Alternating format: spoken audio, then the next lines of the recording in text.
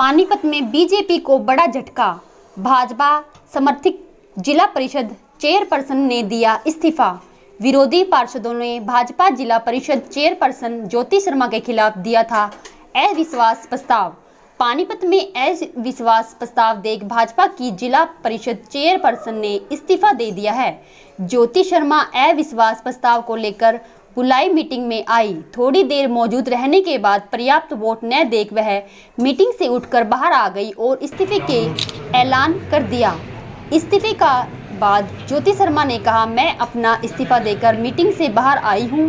मैंने सीएम मनोहर लाल खट्टर से बात की थी।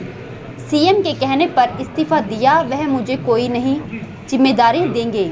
चेयरपर्सन की कुर्सी छीन जाने को लोकसभा से पहले पानीपत में भाजपा को झटके के रूप में देखा जा रहा है। वहीं जिला उपायुक्त वीरेंद्र दहिया ने मीडिया को जानकारी देते हुए बताया कि आज अविश्वास प्रस्ताव को लेकर मीटिंग निर्धारित समय 3 बजे शुरू हुई और आधे घंटे का पार्षदों के आने का इंतजार किया गया। 3:30 बजे मीटिंग शुरू हुई, लेकिन उससे पहले ही जिला परिषद चेयरपर्सन ज्योति शर्मा ने अपना इस्तीफा पेश कर दिया, जिसके चलते अब यह अविश्वास प्रस्ताव नहीं रहा, इसे इस्तीफा माना जाएगा। साथ ही जिला उपायुक्त ने कहा, हमारी तरफ से मीटिंग के लिए और वेटिंग के लिए सभी तैयारियां पूरी थी, लेकिन जिला परिषद वाइस चेयरमैन सुरेश मलिक आर्य ने कहा, जब इस्तीफा दे दिया है तो वोटिंग का अब कोई औचित्य नहीं है। जिला उपायुक्त ने कहा, अब जिला परिषद चेयरपर्सन की वैकेंसी खाली हो गई है, जिसकी प्रक्रिया के लिए चुनाव आयोग को लिखा जाएगा और पूरी रिपोर्ट आज की प्रक्रिया में दी जाएगी। वहीं उन्होंने इस प्रक्रिया व दोबारा चुनाव के लिए 6 महीने का समय बताया। वहीं जिला परिषद वाइस चेयरमैन सुरेश मलिक आर्य ने कहा, यह समझने में फर्क रहा होगा, हमारी तरफ से अविश्वास प्रस्ताव दिया गया था और यह अविश्वास प्रस्ताव ही है। सुरेश मलिक आर्य ने इसे चुनाव बताया और सब की वोट डाली, यह जानकारी मिली। उन्होंने कहा, ज्योति शर्मा अपना अविश्वास खो चुकी थी। उनके पास बहुमत साबित करने के लिए पर्याप्त आंकड़ा नहीं था, जिसके चलते वह पहले से ही इस्तीफा दे गई। जो 5 तारीख को मैंने रिजाइन कर दिया था और जैसे मैं डीसी ऑफिस में पहुंची थी तो सर नहीं मिले थे, तो मेरा 5 तारीख को मैंने रिजाइन कर रखा है। और अब क्या है कि इनको वोट करने की आवश्यकता नहीं होगी। इनके पास चेयरमैन का चेहरा इन्होंने अभी नहीं दिया कि वोट किसके लिए होगी। अविश्वास है, अविश्वास के लिए मैंने अपना पहले ही रिजाइन कर दिया है। तो अब क्या है, अब क्या होगा, चुनाव दोबारा होगा। जो भी प्रत्याशी आएगा उसको 12 वोट नहीं, उसको 9 वोट चाहिए, जैसे पहले चुनाव हुआ था। और अगर ये कहते हैं कि अब आप इसका रिजाइन नहीं दे सकते, तो ऐसा कोई इंटीमेशन दिया ही नहीं गया कि आप रिजाइन नहीं कर सकते। मीटिंग का जो हमारी प्रेजेंट होने का समय था 3 से 3:30 का था।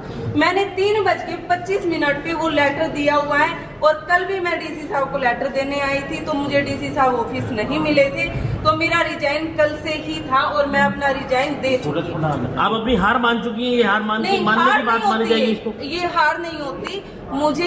मैं आज सीएम साहब के साथ हमारा महिला वंदन था, करनाल में था, नारी शक्ति वंदन के लिए, तो मैं तो अपनी पार्टी के काम पे ही लगी हुई हूँ। और ये पार्टी के अपने आप को दावेदार बताते हैं, पार्टी का फटका तक इनके पास नहीं है, पार्टी का कुछ भी नहीं है, तो फिर भी मैं कहती हूँ मेरे ये अपने भाई हैं। बड़ी भावुक लग रही हैं आप। अरे यार भावुक आप लग रहा है ऐसा भावुक हो रही है।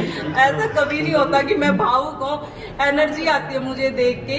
और जो आप कह रहे थे कि आपको क्या चेयरमैन बनने से पहले किचमिच नहीं बताती, मैं सच्चाई बताऊं तो मैं एक पार्टी की कार्यकर्ता भी, बस एक ये था कि मैं बीजेपी को समर्थन करती। दोबारा चुनाव फाइट करेंगे? दोबारा चुनाव होगा, दोबारा चुनाव। आप दोबारा फाइट करेंगे उस चुनाव को चेयरपर्सन के लिए? नहीं, मुझे तो सीएम साहब का कुछ नया ही ऑर्डर मिला है। उन्होंने मुझे कल रात को बात की थी कि आप ज्योति रिजाइन कर दो और हमें ऐसे नए चेहरे की, ऐसे युवा चेहरे की कहीं और तलाश है। तो मैं इसी के साथ आपको यही कहूंगी कि मुझे कोई ऑब्जेक्शन नहीं है, ना कोई भावुक हूँ। मुझे रिजाइन करते हुए बड़ा अच्छा लगा है। और ये किचमिच क्या थी, मेरे पार्षदों की जो डिमांड थी वो डिमांड ये थी कि हमारे गन के लाइसेंस नहीं बनवाए, हमारी नौकरियां नहीं लगवाई, हमारी ये नहीं हुआ। तो अब मैं यही कहूंगी कि अब ऐसा चेयरमैन उनको मिले जो इनको सब कुछ करवा के दे, जो मेरे से नहीं हो पाया। मैंने ईमानदारी से ग्रांट लगाई, कोई भी वार्ड उठा के देख सकते हो। आज तक जिला परिषद में 8 करोड़ रुपया आया है, 8 में से 5 करोड़ रुपया लग चुका है।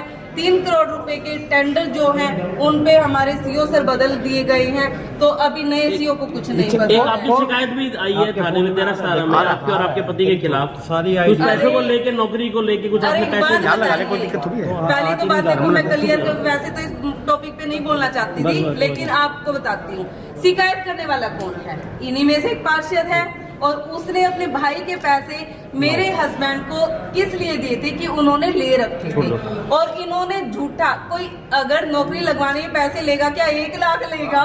ये तो देखो, मीटिंग का टाइम मेरा सीएम साहब के मैडम साथ आपको है। नई पार्टी नई जिम्मेदारी देने जा रही है, कुछ पार्टी आपको कोई नई जिम्मेदारी देने जा रही है। पार्टी मुझे नई जिम्मेदारी क्या, प्रदेश में आपको प्रभारी बनाया है लोकसभा का करनाल। लोकसभा करनाल का प्रभारी बनाया गया, इसराना मंडल विधानसभा में मुझे प्रभारी बनाया गया है, और युवा मोर्चा में मुझे प्रदेश का उपाध्यक्ष बनाया गया है। और सीएम साहब को ऐसे ही कार्यकर्ता की जरूरत है जो ग्राउंड लेवल से काम करके आगे बढ़े। जैसा कि आपको विदित था कि नो कॉन्फिडेंस मोशन था आज ज्योति शर्मा जो जिला परिषद की चेयरमैन थी उनके खिलाफ 6 तारीख के लिए।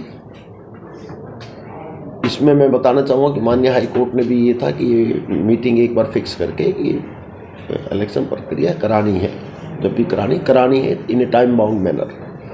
तो आज की डेट रखी हुई थी, तो 3 बजे मीटिंग स्टार्ट होनी थी। 3 बजे मीटिंग स्टार्ट हुई, 3:30 बजे तक ये था कि जो भी आना चाहे वो आ सकता है मेंबर। 3:30 बजे के बाद टाइम बाउंड था ये। 3:30 बजे पहले ही इसकी सूची उनको बता दी थी कि 3:30 बजे बाद यदि मेंबर बाहर भी खड़ा होगा तो एंट्री नहीं होगी। तो मीटिंग 3 बजे फिक्स थी। उसके बाद डिस्कशन होना था, और उसके बाद यदि जरूरत पड़ती तो मतदान होना था। क्योंकि ज्योति शर्मा ने अपना त्याग पत्र दे दिया है, तो खुद विधायक उन्होंने 13 पार्षद जिन्होंने हाथ उठा के उनके अगेंस्ट कहा कि हम उनके अगेंस्ट हैं, उन्होंने कहा ये वोटिंग का कोई औचित्य नहीं बनता। तो हमने वो कार्रवाई डलवा के उनसे कि जी हमने वोटिंग नहीं करानी, तो वोटिंग नहीं हुई।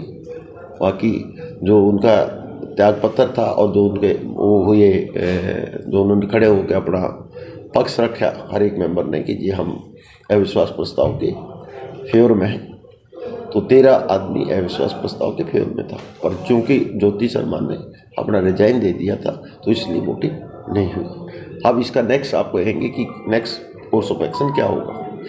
अब इसका हम यहाँ से प्रक्रिया पूरी होगी, आज डिपॉजिट करा देंगे हम सारी कार्रवाई। इसकी हम वैकेंसी क्रिएट करके भेजेंगे डायरेक्टर पंचायत से। डायरेक्टर पंचायत वो भेजेगा स्टेट इलेक्शन कमीशन को, फिर पोस्ट नोटिफाई होकर आएगी। नोटिफिकेशन होता है पोस्ट का कि पोस्ट वैकेंट होगी, उसके बाद इस पर इलेक्शन प्रक्रिया चालू की जाएगी। तब तक चेयरमैन